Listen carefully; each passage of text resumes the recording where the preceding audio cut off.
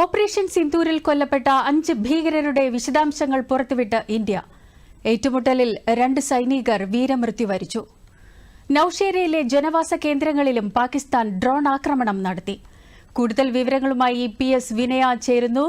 വിനയ, കൊല്ലപ്പെട്ട ഭീകരരുടെ വിശദാംശങ്ങൾ ഇന്ത്യ പുറത്തുവിട്ടിരിക്കുകയാണ്. എന്തൊക്കെയാണ് വിവരങ്ങൾ? ഓപ്പറേഷൻ സിന്ദൂർ വലിയ വിജയമാണ് എന്നുള്ള കാര്യം നേരത്തെ തന്നെ വ്യക്തമാക്കിയതാണ്. ആ ഓപ്പറേഷൻ സിന്ദൂർ ഇന്ത്യ നടത്തിയത് തന്നെ ഭീകര ക്യാമ്പുകൾ ലക്ഷ്യം വെച്ച്, പാകിസ്ഥാനിലെ ഭീകര ക്യാമ്പുകൾ ലക്ഷ്യം വെച്ചുകൊണ്ടായിരുന്നു. ഇന്ത്യയിൽ നടന്നിട്ടുള്ള ഓരോ ആക്രമണങ്ങളിലും പങ്കെടുത്തിട്ടുള്ള ഭീകരരെ കണ്ടെത്തി തിരിച്ചറിഞ്ഞ് അവർ പരിശീലനം തേടുന്ന താമസിക്കുന്ന ഭീകര ക്യാമ്പുകൾ കണ്ടെത്തിയായിരുന്നു ഈ ആക്രമണം കൃത്യമായി ലക്ഷ്യം തീരുമാനിച്ചുകൊണ്ട് ഇന്ത്യ നടത്തിയത്. ആ ആക്രമണത്തിൽ കൊല്ലപ്പെട്ട 5 ഭീകരരുടെ പേരുകളാണ് ഇപ്പോൾ പുറത്തുവിട്ടിരിക്കുന്നത്. ഒന്ന് അബു ജുണ്ടാൽ, ലഷ്കർ-ഇ തോയ്ബയുടെ ഭീകരനാണ്. ഈ അബു ജുണ്ടാലിന്റെ സംസ്കാര ചടങ്ങിലാണ് ആഗോള ഭീകരനായിട്ടുള്ള ഹാഫിസ് അബ്ദുൾ റൌഫും അതോടൊപ്പം തന്നെ പാക് കരസേനയിലെ ഇപ്പോൾ സർവീസിലുള്ള ഒരു ലഫ്റ്റനന്റ് ജനറലും പങ്കെടുത്തത്. ഈ സംസ്കാര ചടങ്ങിന്റെ ഫോട്ടോയാണ് കഴിഞ്ഞ ദിവസം നടന്ന വാർത്താ സമ്മേളനത്തിൽ വിദേശകാര്യ സെക്രട്ടറി വിക്രം മിസ്രി കാണിച്ചതും. രണ്ടാമതായിട്ട് ഹാഫിസ് മുഹമ്മദ് ജമീലാണ്. ഇയാൾ ജെയ്ഷെ മുഹമ്മദിന്റെ ഒരു ഭീകരനാണ്. ജെയ്ഷെ മുഹമ്മദ് സ്ഥാപകനായിട്ടുള്ള മസൂദ് അസറിന്റെ സഹോദരി ഭർത്താവ് കൂടിയാണ് ഇയാൾ. മൂന്നാമതായിട്ട് മുഹമ്മദ് യൂസഫ് അസർ, ഇയാളും ജെയ്ഷെ മുഹമ്മദ് ഭീകരനാണ്. ഇയാളും മസൂദ് അസറിന്റെ സഹോദരി ഭർത്താവാണ്. മുഹമ്മദ് യൂസഫ് അസറിന് മറ്റൊരു പ്രത്യേകത കൂടി ഉള്ളത്, കാണ്ഡഹാർ വിമാന റാഞ്ചലിന്റെ മുഖ്യ സൂത്രധാരൻ കൂടിയാണ്. 1999 നടന്ന കാണ്ഡഹാർ വിമാന റാഞ്ചൽ എല്ലാവർക്കും അറിയാവുന്ന കാര്യമാണ്. അത് അന്നത്തെ ആ ഒരു വിമാന റാഞ്ചൽ ആസൂത്രണം ചെയ്തതിന്റെ മുഖ്യ ആസൂത്രകനായിരുന്നു ഇപ്പോൾ ഈ കൊല്ലപ്പെട്ടിരിക്കുന്ന യൂസഫ് അസർ.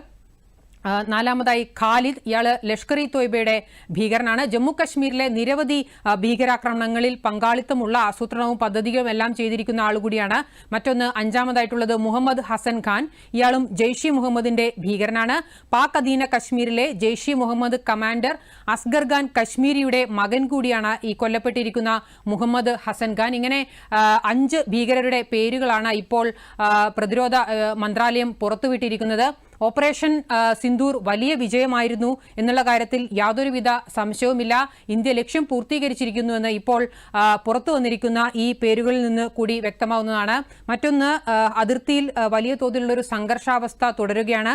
ജനവാസ മേഖലകളിൽ പോലും പാകിസ്ഥാൻ ഇത്തരത്തിൽ പകൽ സമയങ്ങളിൽ, നേരത്തെ വൈകുന്നേരവും അതോടൊപ്പം തന്നെ രാത്രിയും മാത്രം ഇത്തരത്തിൽ ഷെൽ മോർട്ടാർ ആക്രമണങ്ങൾ നടത്തിയിരുന്ന പാകിസ്ഥാൻ ഇപ്പോൾ പകൽ സമയങ്ങളിൽ പോലും ജമ്മുവിലെയും പഞ്ചാബിലെയും രാജസ്ഥാനിലെയും എല്ലാം അതിർത്തി മേഖലകളിൽ ജനവാസ കേന്ദ്രങ്ങളിലേക്ക് ആക്രമണം നടത്തുന്ന ഒരു സാഹചര്യമാണ് ഇപ്പോഴുള്ളത്.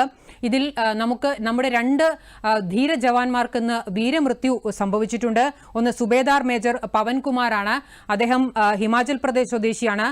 രജൌരിയിൽ ഉണ്ടായിരിക്കുന്ന ഏറ്റുമുട്ടലിലാണ് ഇദ്ദേഹത്തിന് വീരമൃത്യു സംഭവിച്ചിരിക്കുന്നത്. രണ്ടാമതായി സുരേന്ദ്രകുമാർ മോഗ, ഇദ്ദേഹം രാജസ്ഥാനിലെ ജുൻജുനു സ്വദേശിയാണ്. കരസേനയുടെ മെഡിക്കൽ കോറിന്റെ ഭാഗമായിട്ടുള്ള സൈനികനാണ്. അദ്ദേഹത്തിന് ഉധംപൂരിൽ ഉണ്ടായിരിക്കുന്ന ഏറ്റുമുട്ടലിലാണ് വീരമൃത്യു സംഭവിച്ചിരിക്കുന്നത്. വലിയ തോതിലുള്ള ഒരു ജാഗ്രത രാജ്യത്താകെ ഉണ്ട്. ഏത് രീതിയിലുള്ള അക്രമ സംഭവങ്ങൾ ഉണ്ടായാലും അതിനെയെല്ലാം നേരിടാൻ വലിയ തോതിൽ നമ്മൾ സജ്ജമാണ്. ഇത്രയും ആക്രമണം പാകിസ്ഥാന്റെ ഭാഗത്തു നിന്നുണ്ടായി. ഇന്ന് രാവിലെ വിദേശകാര്യ മന്ത്രാലയവും പ്രതിരോധ മന്ത്രാലയവും ചേർന്ന് നടത്തിയ വാർത്താ സമ്മേളനത്തിൽ ഇന്നലെ ഉണ്ടായിട്ടുള്ള ആക്രമണങ്ങളുടെ കാര്യങ്ങളെല്ലാം തന്നെ വിശദീകരിച്ചിരുന്നു.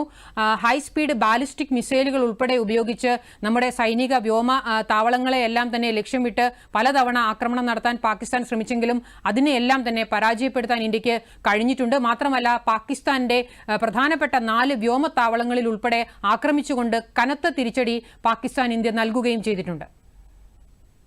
ശരി വിനയ.